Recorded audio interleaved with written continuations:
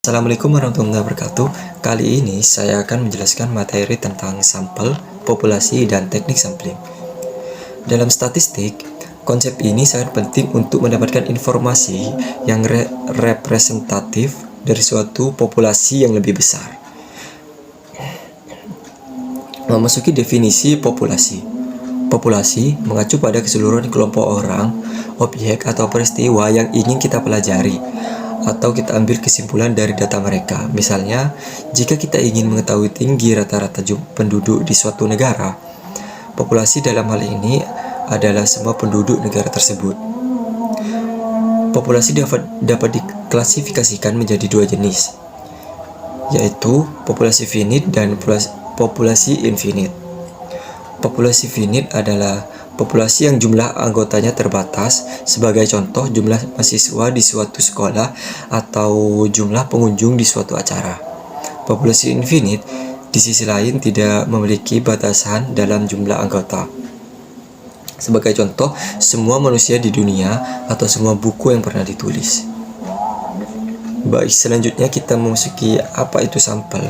Sampel adalah subset yang diambil dari populasi yang lebih besar. Sampel digunakan untuk mewakili karakteristik atau pola dalam populasi yang lebih besar tanpa harus mengumpulkan data dari seluruh populasi. Penggunaan sampel dapat membantu kita menghemat waktu, biaya, dan upaya yang diperlukan untuk mengumpulkan data. Sampel frame adalah daftar yang berisi semua anggota populasi yang berpotensi menjadi bagian sampel. Misalnya, jika kita ingin mengambil sampel dari siswa di sebuah sekolah, sampel frame akan berisi daftar semua siswa yang terdaftar di sekolah tersebut. Rumus untuk menghitung ukuran sampel dapat bervariasi, tergantung pada teknik sampling yang digunakan. Namun ada beberapa formula umum yang sering digunakan seperti rumus proporsional, alat rumus statistik seperti rumus Taro-Yamane. Rumus ini memperhitungkan ukuran populasi, tingkat kepercayaan, dan margin of error yang diinginkan. Kemudian ada teknik sampling probabilitas. Adalah teknik sampling di mana setiap anggota populasi memiliki probabilitas yang diketahui dan bukan nol untuk dipilih menjadi bagian dari sampel.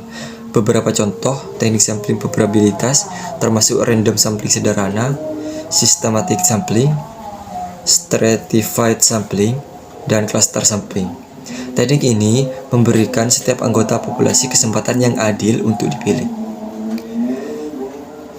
Teknik sampling non-probabilitas adalah teknik di mana probabilitas yang diketahui untuk setiap anggota populasi untuk dipilih menjadi bagian dari sampel tidak ada atau tidak dapat dihitung secara objektif.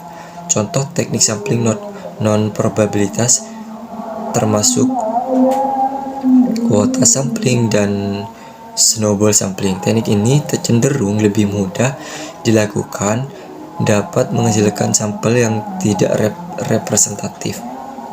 Nah, itu adalah gambaran singkat tentang sampel populasi dan teknik sampling.